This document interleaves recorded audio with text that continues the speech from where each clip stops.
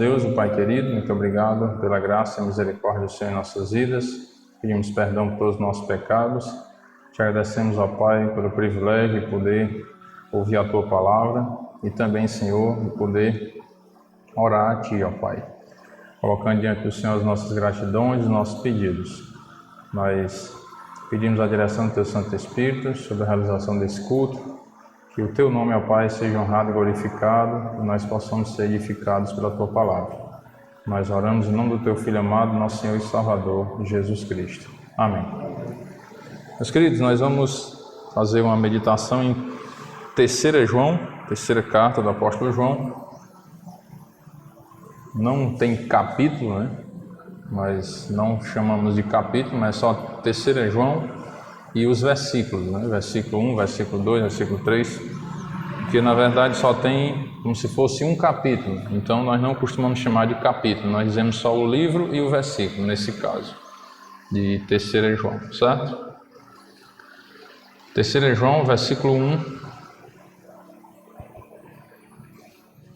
diz assim a palavra de Deus: O presbítero ao amado Gaio, a quem eu amo na verdade, amado acima de tudo, faço votos por tua prosperidade e saúde, assim como é próspera a tua alma.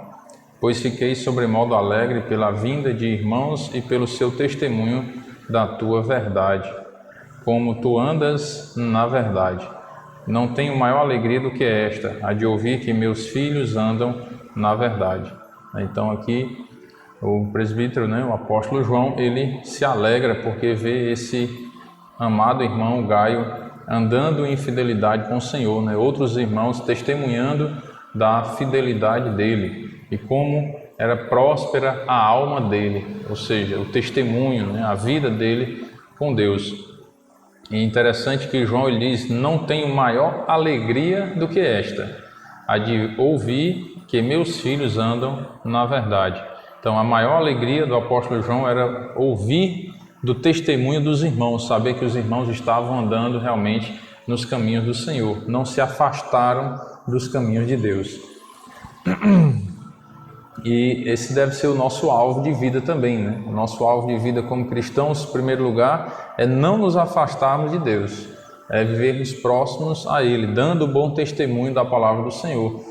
E depois nós vamos buscar almas para Cristo, porque se nós não tivermos um bom testemunho, como é que nós podemos ir alcançar pessoas para Cristo? Então, primeiro nós temos que cuidar da nossa vida espiritual, para que assim possamos buscar outras pessoas para o Evangelho. É bem interessante que o apóstolo João poderia ter dito que a maior alegria dele era ver pessoas se convertendo, não é? Mas ele não fala isso. Não tenho maior alegria do que esta. Qual era a maior alegria do apóstolo João? Era de ouvir que meus filhos andam na verdade. Então, o grande segredo, a grande alegria da vida cristã não é simplesmente ganhar pessoas para Cristo, né? Como é muito utilizado essa frase, né? Ganhei tantas pessoas para Cristo. Mas e quantas dessas pessoas que nós ganhamos para Cristo andam na verdade? Continuam firmes nos caminhos do Senhor, né? Então, nós nos alegramos quando uma pessoa declara a fé em Cristo? Sim, com certeza nos alegramos. Mas ficamos muito mais alegres quando ouvimos que aquela pessoa se mantém fiel nos caminhos de Deus. Porque muitas pessoas que declaram a fé em Cristo se afastam do Evangelho. Isso nos causa uma tristeza, porque às vezes depositamos tanta confiança nessa pessoa por ela ter feito uma decisão, ter publicado uma decisão, e depois, quando a pessoa se afasta do Evangelho, nós nos entristecemos muito, porque vemos uma frustração, vamos dizer assim, do que fizemos, né? Do trabalho que realizamos. Então, a maior alegria realmente é de ouvir que os irmãos continuam nos caminhos do Senhor. Versículo 5 diz: Amado, procedes fielmente naquilo que praticas para com os irmãos, e isto fazes mesmo quando são estrangeiros. Então, mesmo os irmãos que vinham de fora, ele se mantinha fiel ali, servindo a Deus.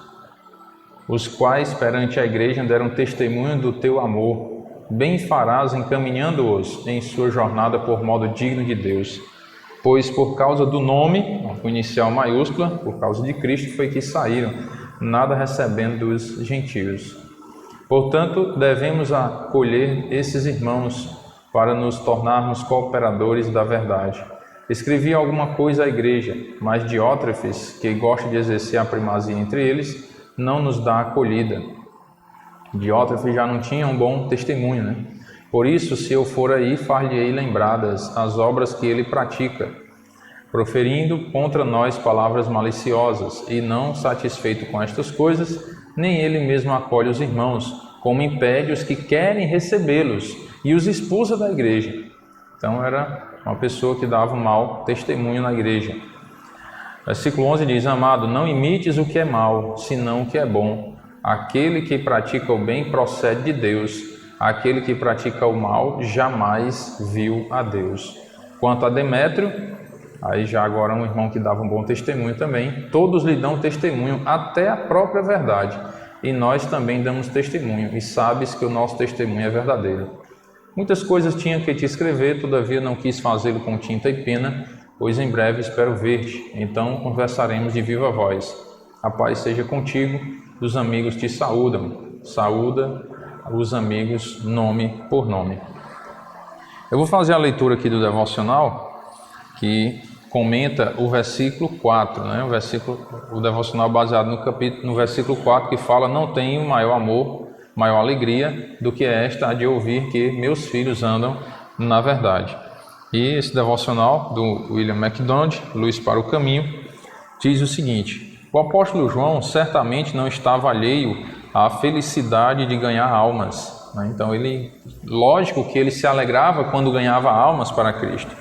Levar um pecador ao Senhor Jesus traz tremenda alegria espiritual. Porém, uma alegria maior para João, na verdade, a maior alegria era ver seus filhos na fé caminhando firmemente com o Senhor. Então, como eu relatei, não é que nós não nos alegramos quando uma pessoa entrega a vida a Cristo, quando uma pessoa professa uma fé em Cristo.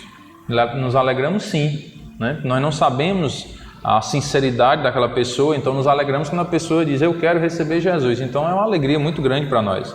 Mas a maior alegria é saber que aquele irmão permanece na verdade. Já pensou? Você pregou o evangelho para alguém, a pessoa confessou a Cristo como Salvador, e 20 anos depois você volta àquele lugar, por exemplo, e aí vê as pessoas, né, ouve as pessoas testemunhando: olha, aquela pessoa lá que você falou de Cristo para ela, aquele tempo atrás, há 20 anos atrás, permanece firme na verdade.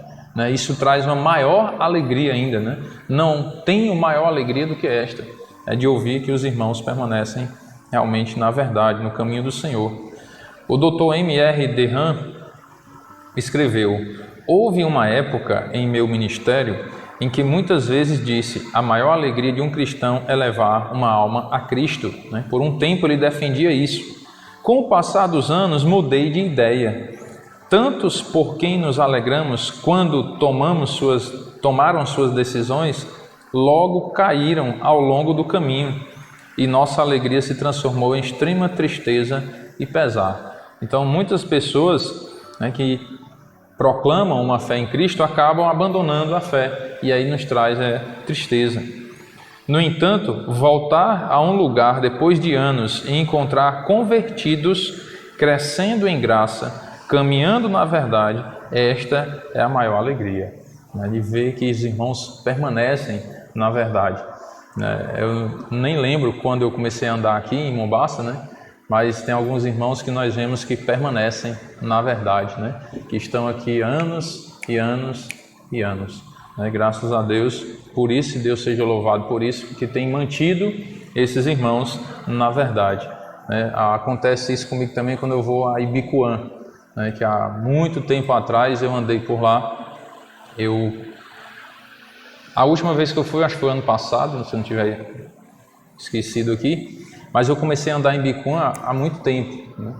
E talvez mais de década, né? Tem mais de 10 anos que eu comecei a andar lá pelo Ibicoã, e alguns irmãos, quando eu retornei lá ano passado, ainda estavam lá, né? Então nos traz uma alegria ver que aqueles irmãos estão aí há mais de 10 anos na caminhada cristã, né? Com tantos altos e baixos, que nós sabemos que a vida cristã é assim, tem seus momentos de alegria, tem seu momento de tristeza, mas nós buscamos a Deus e permanecemos nos caminhos do Senhor. Então isso nos traz essa alegria, né, de ver que esses irmãos continuam nos caminhos do Senhor.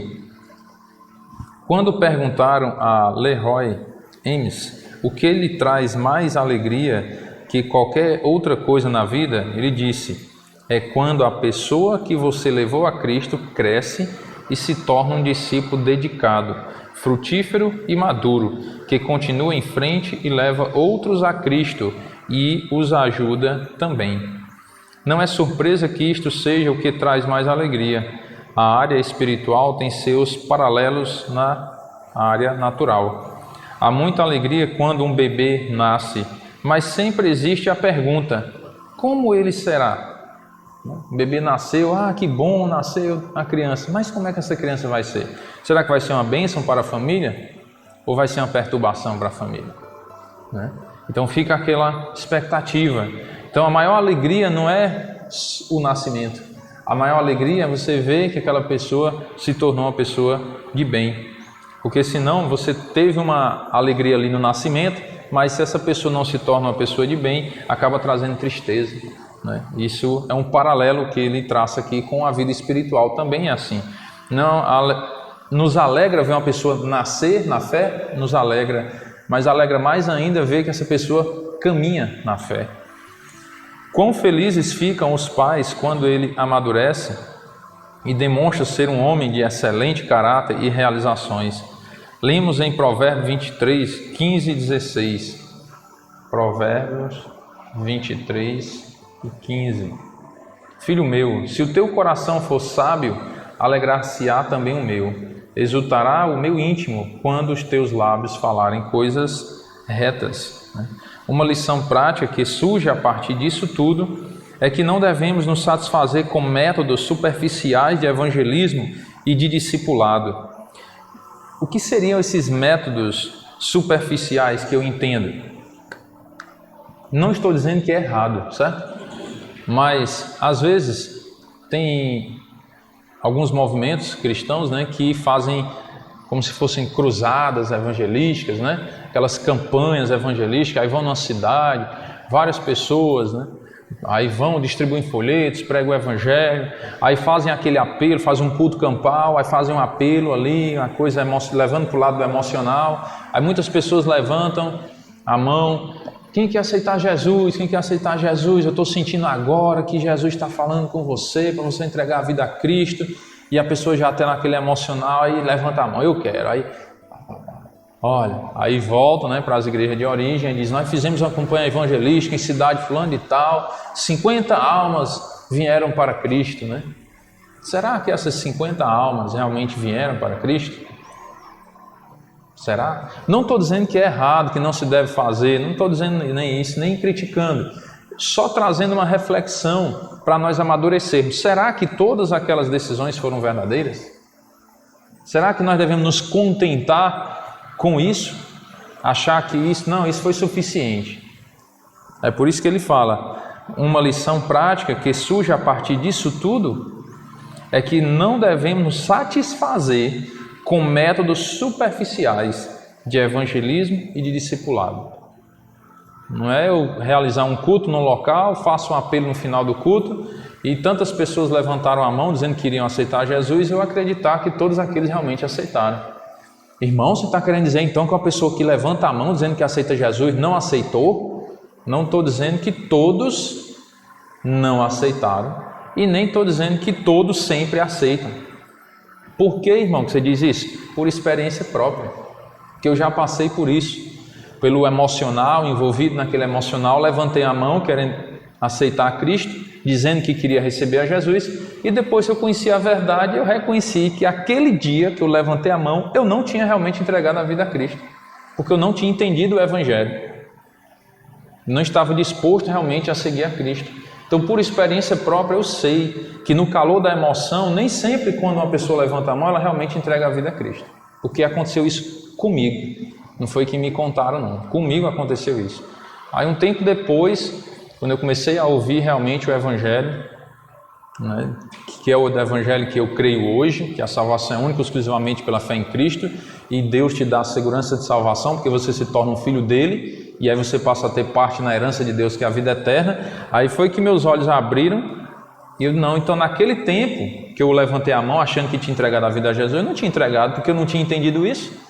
Eu vivia na dúvida se era salvo, se não era. Quando eu pecava, meu Deus, estou no inferno, tenho que me reconciliar com a igreja, agora eu voltei para o céu, estou em paz. Aí cometi um pecado, perdi minha salvação, e agora, né? Vivia perturbado. Então eu entendi que naquele tempo eu não tinha recebido a Cristo, vim receber depois. Não entendi realmente o Evangelho. Agora sim, agora eu vou entregar minha vida a Cristo. Então, às vezes, irmãos, acontecem isso. Acontece esses casos, né? E a pessoa, no calor da emoção, levanta a mão ali, por uma pressão, às vezes alguém está ali do teu lado e, olha, é contigo, é a tua vez, é agora, é a chance. E você acaba indo sem realmente ir, né? Você vai de corpo, mas não vai de alma. Ou seja, você não entregou a vida a Cristo realmente. Então acontece, não estou dizendo que todos os que levantam a mão não aceitaram Cristo, não estou dizendo isso, não estou generalizando. Mas há casos, né, que realmente não é uma decisão verdadeira. Então onde eu estou querendo chegar com isso? É trazer essa ideia de que a nossa maior alegria é você ver aquela pessoa permanecer na fé, na caminhada cristã, e não simplesmente levantar a mão e a gente sair contando números, né? Fizemos uma cruzada evangelística na cidade fulano e tal, 50 pessoas levantaram a mão para Cristo, né? Ganhamos tantas almas para Cristo.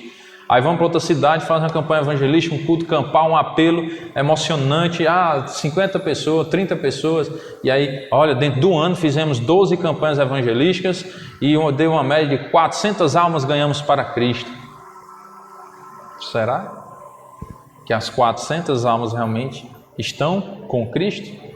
Permanecem na caminhada cristã? Então a nossa maior alegria é ver os irmãos firmes nos caminhos do Senhor.